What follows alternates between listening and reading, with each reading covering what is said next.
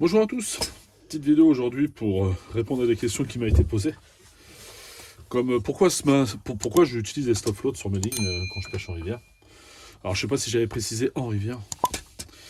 Oh du moins, dès l'instant où je commence à mettre de la bille percée.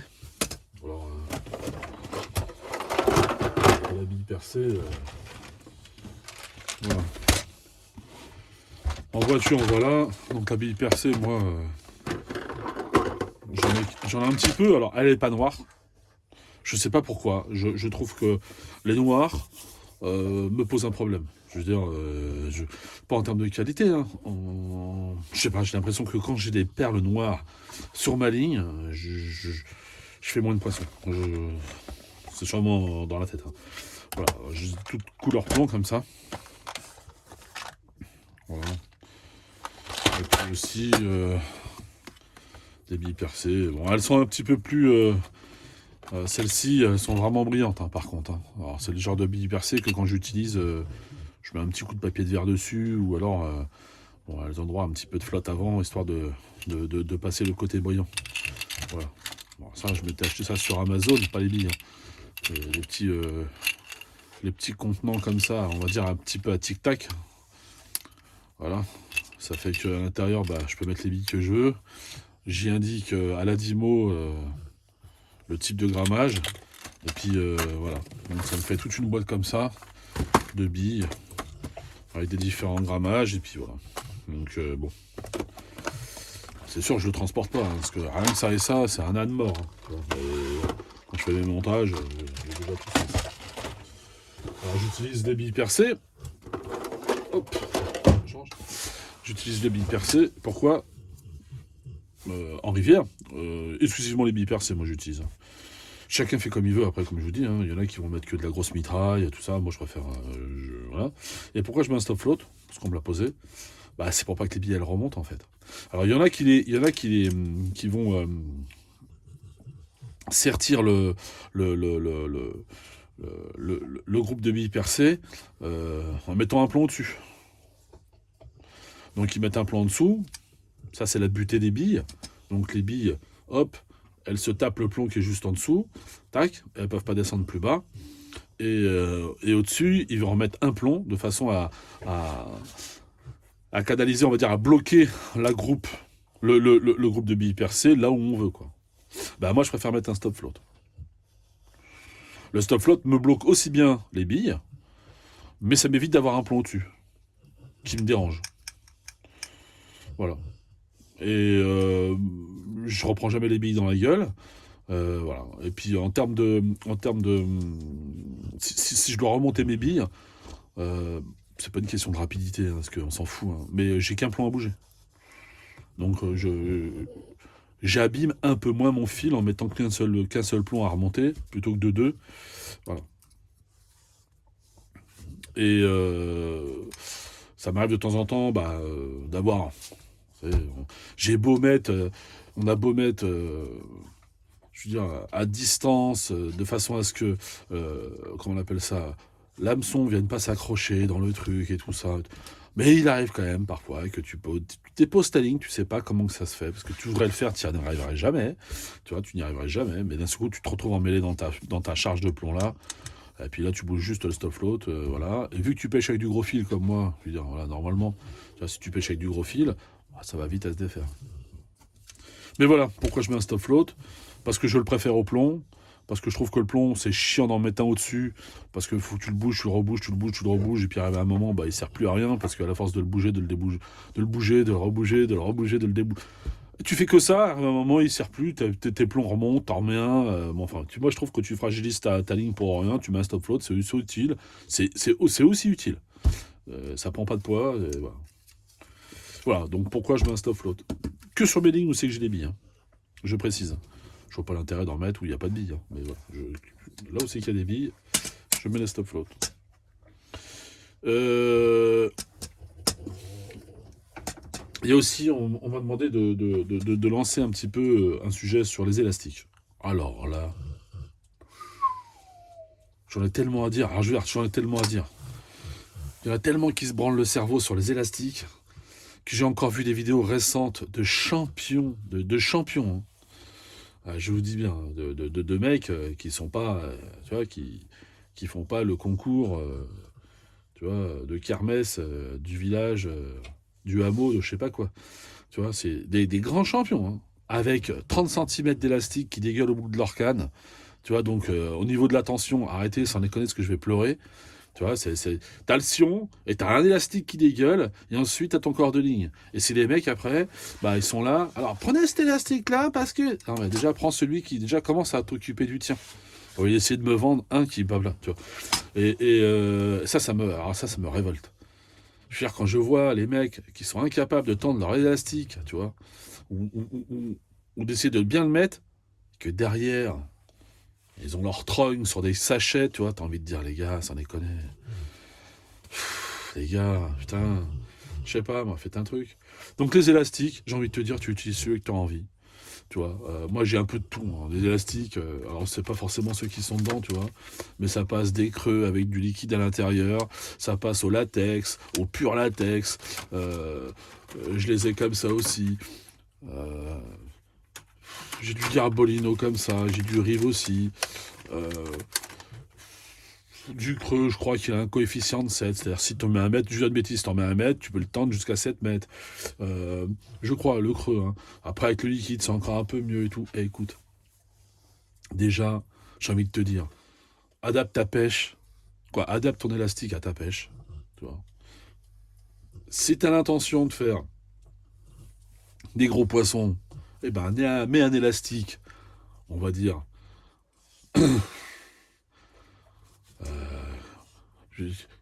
conséquent dans le sens par rapport aux poissons, évidemment. Non, mais parce que ce que je dis là, ça paraît peut-être logique. Mais pour en avoir vu au bord de l'eau, il y en a, ils vont pêcher avec du 20 centièmes et ils ont un élastique pour la friture. J'ai envie de te dire, quand ça va tirer, frérot, tout va venir, élastique y compris. Tu vois, il y en a, ils n'ont toujours pas compris le système du fusible. Genre, le battling, normalement, est censé faire un fusible, c'est-à-dire péter péter soit à l'hameçon, soit à la fixation entre le corps de ligne et le bas de ligne de façon à ce que tu perdes que 30 cm de fil ou 20 cm de fil selon comment tu pêches, ou 10 ou 12, on s'en fout, tu vois, et tu gardes le reste. Non, il y en a, ils vont pêcher carrément avec un bas de ligne. Moi, j'ai vu des mecs pêcher avec des bas de ligne plus forts que le corps de ligne.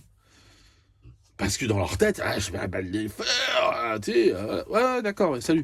Allez, on va retrouver ton bouchon à la prochaine écluse. Voilà, tu vois, c'est ça. Et les élastiques, c'est pareil. Les élastiques, eh ben, tu pêches toujours plus fort. En fait, dans le cerveau des gens, il faut leur expliquer qu'à un moment, tiens, je vais prendre ça, voilà. Donc, t'as un bas de ligne. Non, c'est peut-être pas. Non, mais parce que c'est sûr qu'il y a des gens parmi vous qui c'est acquis. Hein, mais il y en a, c'est pas acquis. Tu le vois bien au bord de l'eau. T'en vois des mecs qui pêchent toujours un peu avec. Tu sais, tu sens que cérébralement, ça fonctionne pas bien. Bas de ligne, on va dire. Tiens, on va faire un truc. Hein. On va dire. Bas de ligne, admettons, 10 centièmes. Corps de ligne, 16 centièmes. Élastique, pouvant tolérer jusqu'à, admettons, 30 centièmes. Voilà. Si gros poisson, je vais parler comme ça, si gros poisson, ça casse. Si très gros poisson, ça casse. Et si vraiment très très très gros poisson, ça casse. Mais ça reste. Voilà. Éventuellement. Mais sinon, c'est toujours celui-là qui casse. Quand tu commences à faire ça, bah ça va casser où? Ça va casser là, tu perds tout ça. C'est ça. Et si tu fais comme ça, eh ben tu perds ça, ça et ça. Et les mecs sont contents de dire oh, mon élastique il a cassé. J'ai envie d'y mettre une claque. C'est vrai. C'est vrai. Donc les élastiques, hein, moi j'ai pas forcément de solution miracle. Je dis juste utiliser celui dont vous avez besoin au moment où vous allez pêcher. Tu vois. Moi je pêche qu'avec des dacrons. Qu'avec des dacrons. J'utilise ça depuis maintenant des années. Depuis que c'est sorti, j'utilise ça. J'utilise plus du tout de. J'utilise plus du tout de fixation comme ça. Voilà. J'en ai, mais je les mets pas. Voilà.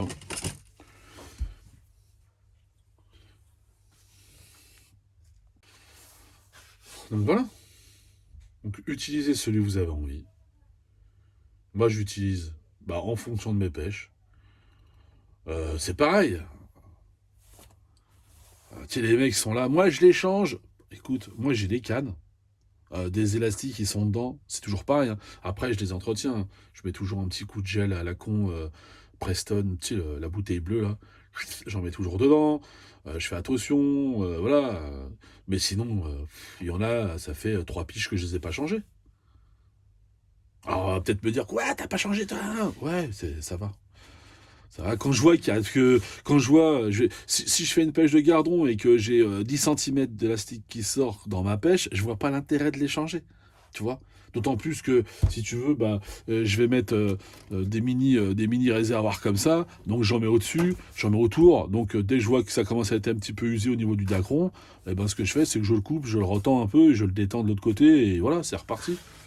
Moi, toutes mes cannes, elles sont montées sur minimum, je dis bien minimum, sur 2 brins. Il y en a qui sont montés sur 3 brins, sur 2 brins, tu vois. Sur 2 brins. Ensuite, on va dire, euh,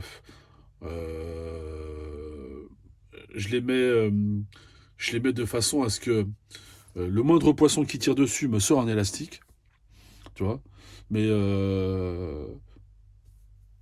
ils sont relativement bien tendus de façon à ce qu'ils ne sortent pas n'importe comment. Voilà. Et non, parce que t'en vois. Je vois des mecs qui pêchent un gardon, t'as un élastique qui sort de 70 centimètres. C'est une anomalie.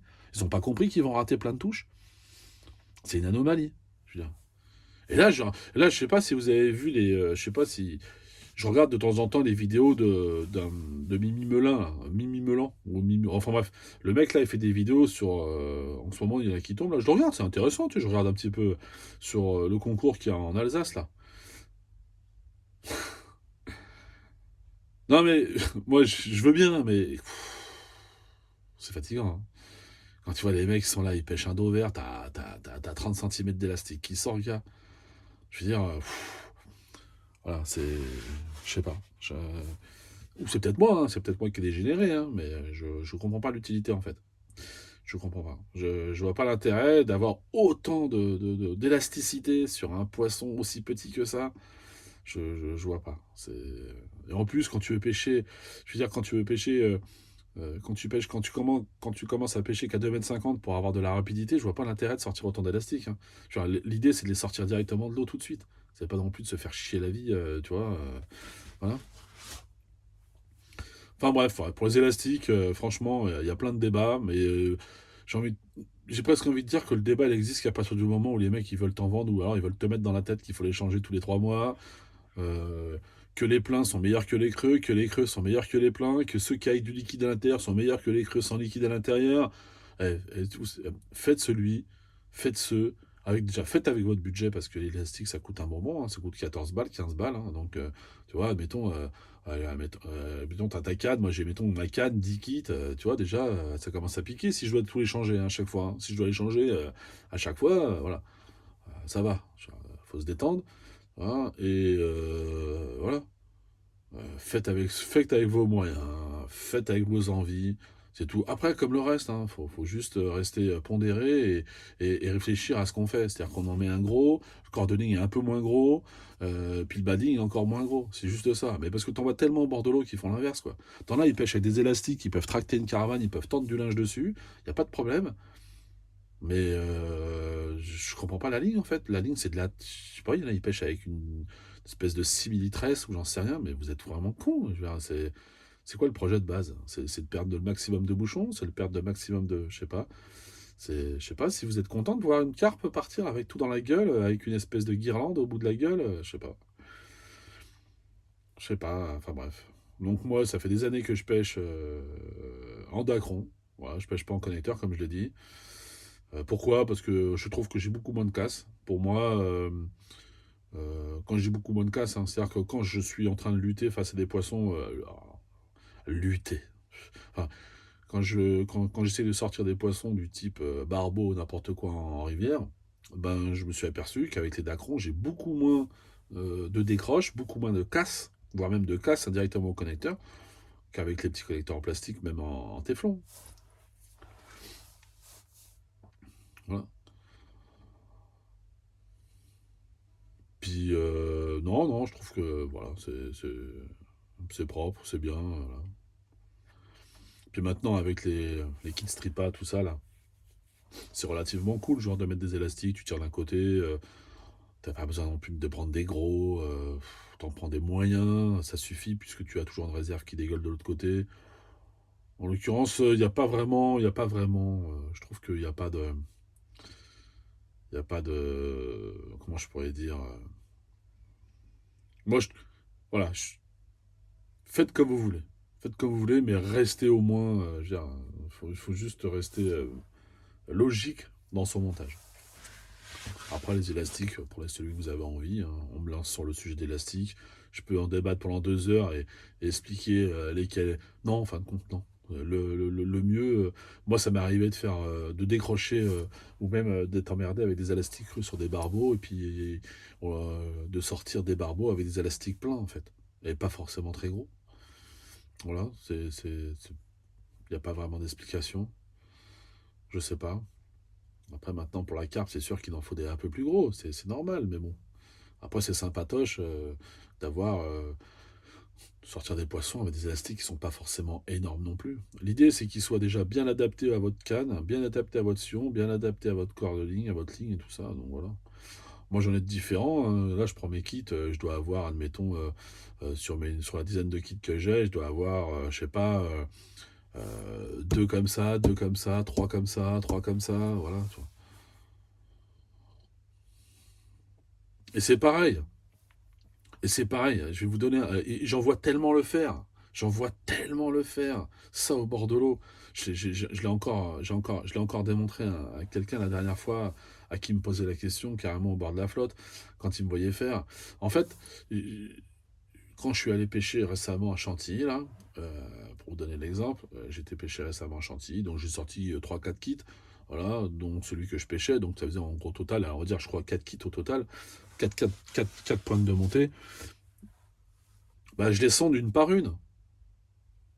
Je les sonde une par une. Même si je pêche avec le même flotteur, mais vu que je pêche pas avec le même élastique, bah, je les sonde une par une. Mais j'en vois tellement au bord de l'eau qu'ils vont sonder juste une pointe.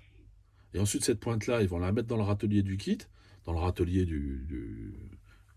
voilà, du porte. Et ils les posent dessus. Ensuite, ils alignent comme ça tout leur, tout leur kit, hein, les alignent comme ça sur leur râtelier de kit, ils les alignent. Et après, ils prennent un petit marqueur et ils prennent le kit témoin, on va dire, qui a servi au sondage, et ils reportent le fond sur tous les kits.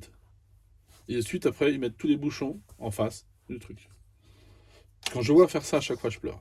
C'est comme les gens qui crient. Pour moi, c'est les mêmes. Pour moi, c'est les mêmes qui croivent. C'est les mêmes. Voilà. Je croive. Je croivais. Voilà. Chaque élastique, chaque kit, sondez-les. Sondez chaque kit. Vous allez voir que vous n'aurez pas la même profondeur. Vous allez voir que vous n'aurez pas la même chose.